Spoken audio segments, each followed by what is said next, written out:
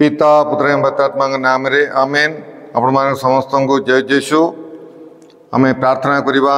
नमस्ते मरिया अनुग्रह पूर्ण प्रभु तुमरी संगरे नारीगणक मतरे तुमे धन्य एवं धन्य तुमर गर्भफल जीशु। ओई परमेश्वर माता पुण्य मरिया आंबे माने पापी आंब मान निमंते वर्तमान और आंब मान मरण समय निवेदना कर। कृष्णटारे मोर स्नेहर भाई भाई मैंने आपण मान समस्त को मुझे दैनिक आहार प्रोग्राम को मु स्वागत जनावि। आज हूँ अक्टोबर मास 3 तारिख 2025। आज सुसमाचार लूक सुसमाचार 10 अध्याय 13 रु 16 पद पर्यंत आमे प्रभुंकर वाक्य शुणा।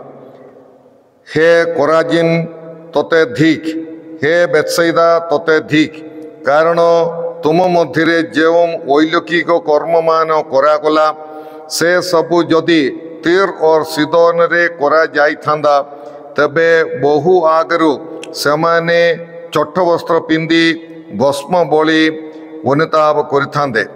एणु विचार समय रे तुम्भमानंकर अपेक्षा तीर और सीदोन रो अवस्था अधिक सहनीय हेब। ये कफरनाहूम तू कौन आकाश मंडल पर्यंत उन्नीत हेबु ना तोर गति पाताल को हेब। जे तुम मानू शुणे से मते शुणे, जे तुम मानू अग्राह्य करे से मते अग्राह्य करे, एवं जे मते अग्राह्य करे से मोर प्रेरणकर्ता को अग्राह्य करे। प्रभुंकर सुसमाचार। यह प्रभु जीशु ख्रीष्ट तुम्हारा प्रशंसा है।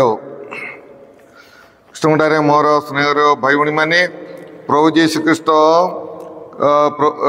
कोरासिन बेत्सैदा एवं कफरनाहूम से बहुत गुड़े आश्चर्य कर्म कले एवं बहुत दिन से ग्राम गुड़िक जाइकी ईश्वर वाक्य प्रचार कले।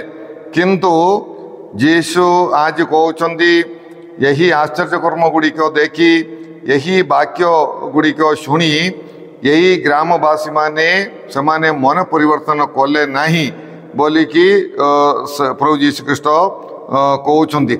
तेणु यही कठिन मना लोक मानू से कहते तुम्भ मानू धिक, अर्थात तुम्भ मानकर दशा केते दयनीय, तुम मानकर अवस्था केते दयनीय बोलिकी प्रभु जीशु ख्रीष्ट दुख करिकी से कहते।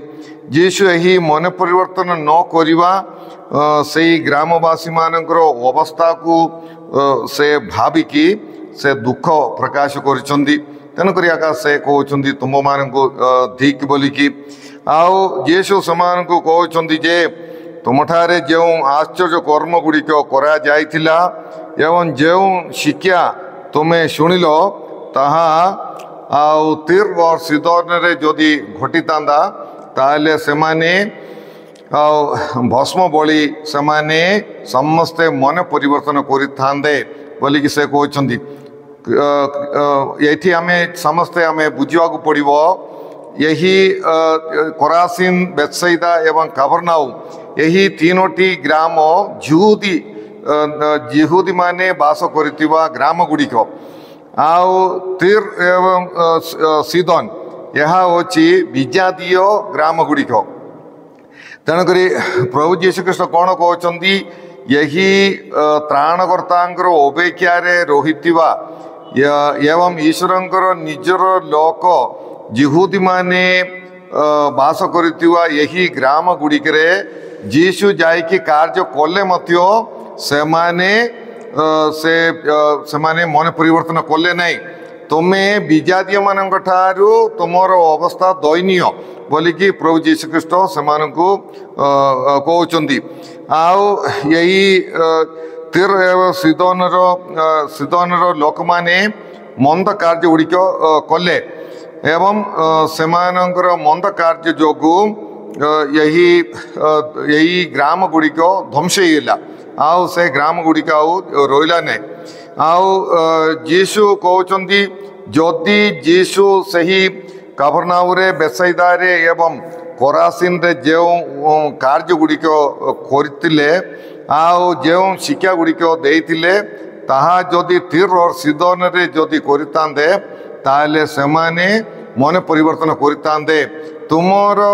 ତୁମେ ସେମାନଙ୍କ ଠାରୁ ମଧ୍ୟ ତୁମର ଅବସ୍ଥା ବେଶୀ ଦୟନୀୟ, କାରଣ ତୁମେ ଯିହୁଦୀ ଲୋକ ହେଇକି ମୋର କଥା ତୁମେ ଶୁଣିଲ ନାହିଁ ଏବଂ ମନ ପରିବର୍ତ୍ତନ କଲ ନାହିଁ ବୋଲିକି ପ୍ରଭୁ ଯୀଶୁଖ୍ରୀଷ୍ଟ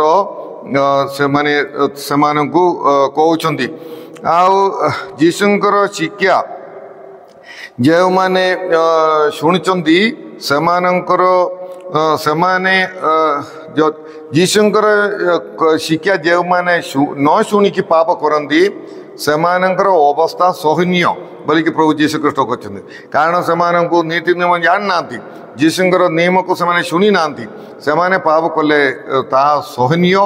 କିନ୍ତୁ ଯୀଶୁଙ୍କର କଥା ଶୁଣିକି ମଧ୍ୟ ଯଦି ପାପ କରିଛନ୍ତି ତାହା ସେମାନଙ୍କର ଅବସ୍ଥା ଅସହନୀୟ ହେବ ବୋଲିକି ପ୍ରଭୁ ଯୀଶୁଖ୍ରୀଷ୍ଟ କହୁଛନ୍ତି। ଆମେ ଦେଖିବା ପ୍ରଭୁ ଯୀଶୁଖ୍ରୀଷ୍ଟ ଲୁକ୍ ସୁସମାଚାର 12 ଅଧ୍ୟାୟର 47 ଏବଂ 48ରେ ସେ କହୁଛନ୍ତି, ଏଣୁ ଯେଉଁ ଦାସ ନିଜର ମୁନିବଙ୍କର ଇଚ୍ଛା ଜାଣି ସୁଦ୍ଧା ପ୍ରସ୍ତୁତ ରହେ ନାହିଁ ଏବଂ ନିଜର ମୁନିବଙ୍କର ଉଦ୍ଦେଶ୍ୟ ସାଧନ ପାଇଁ କାର୍ଯ୍ୟ କରେ ନାହିଁ ତାକୁ କଠୋର ପ୍ରହାର ଦିଆଯିବ। ମାତ୍ର ଯିଏ ନ ଜାଣି ଶାସ୍ତି ଯୋଗ୍ୟ କାର୍ଯ୍ୟ କରେ ସେ ଅଳ୍ପ ପ୍ରହାରର ଯୋଗ୍ୟ ହେବ। ଏହାର ଅର୍ଥ ହେଉଛି ଯେଉଁମାନେ ଈଶ୍ୱରଙ୍କର ଇଚ୍ଛା ଜାଣିଛନ୍ତି, ଜାଣିଲା ପରେ ସେମାନେ ଈଶ୍ୱରଙ୍କର ଇଚ୍ଛା ଅନୁସାରେ ଜୀବନଯାପନ କରୁନାହାନ୍ତି, ସେମାନଙ୍କର ଅବସ୍ଥା ବହୁତ ଦୟନୀୟ ହେବ ବୋଲି ପ୍ରଭୁ ଯୀଶୁଖ୍ରୀଷ୍ଟ କହୁଛନ୍ତି।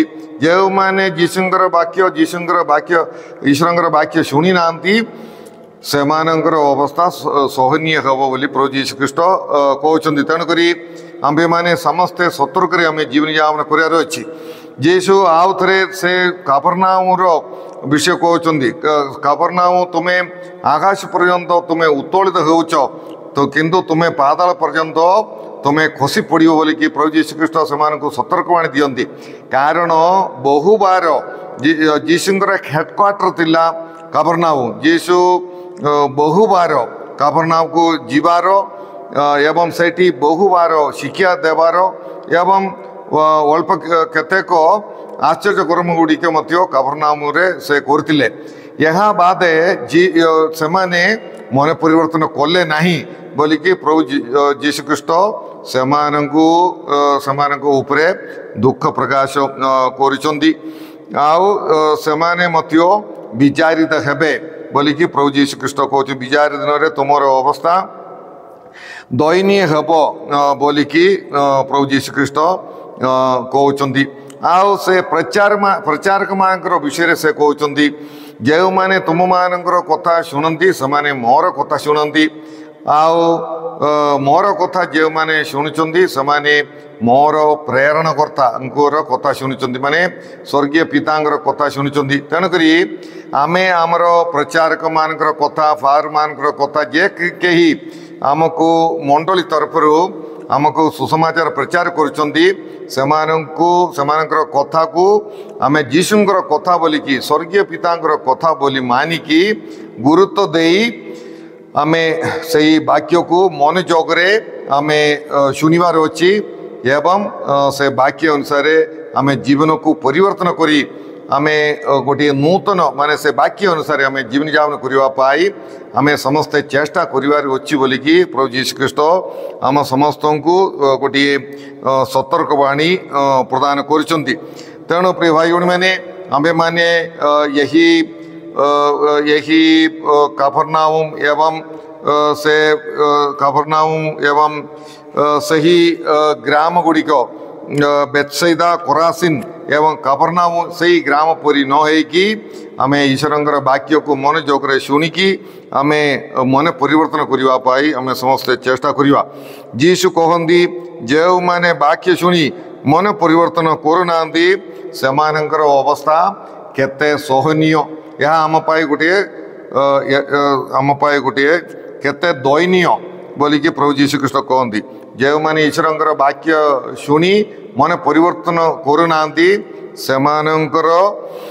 अवस्था केते दयनीय बोलिकी प्रभु जीशु ख्रीष्ट कहती यह आम गोटे सतर्कवाणी आई सतर्कवाणी को आम शुणिकी मन को लेकिन मन परिवर्तन करने आम चेष्टा करवा ईश्वर वाक्य अनुसार जीवन यापन करने चेष्टा करवा आम प्रार्थना करवा हे प्रभु परमेश्वर आज ही वाक्य पाई आम तुमको धन्यवाद देवचु हे प्रभु तुमर वाक्य को गुरुत्व दे ता श्रवण करी ता अनुसार जीवन यापन करने आम मान को साहाय्य कर हे प्रभु यही वाक्य श्रवण करथिबा समस्त को मन परिवर्तन करने समान को सुजोग प्रदान कर सेमानंको सही प्रकार गोटे मनोभाव दियो मंद कार्य परित्याग करी पुण्य अर्जन करने पवित्र जीवन यापन करने आंभ मान तुम्हें साहाय्य कर ए प्रभु यही वाक्य शुणुवा समस्त को तुम्हें प्रचुर भाव में आशीर्वाद दियो सेमानंकर रोगी मान तुम्हें सुस्थ कर प्रभु सेमान उत्तम मनस्कामना पूर्ण कर एवं पवित्र जीवन यापन करने साहाय्य कर सर्व प्रकार पैशाजी बंधन आंबान तुम्हें रक्षा कर प्रभु ये सब प्रार्थना आम करुचु तुम जीशु ख्रीष्ट मध्यस्थारे आमेन। सर्वशक्तिमान परमेश्वर पिता और पुत्र एवं पवित्र आत्मा आपण समस्त आशीर्वाद प्रदान करंतु आमेन। आपण समस्त को जय जीशु।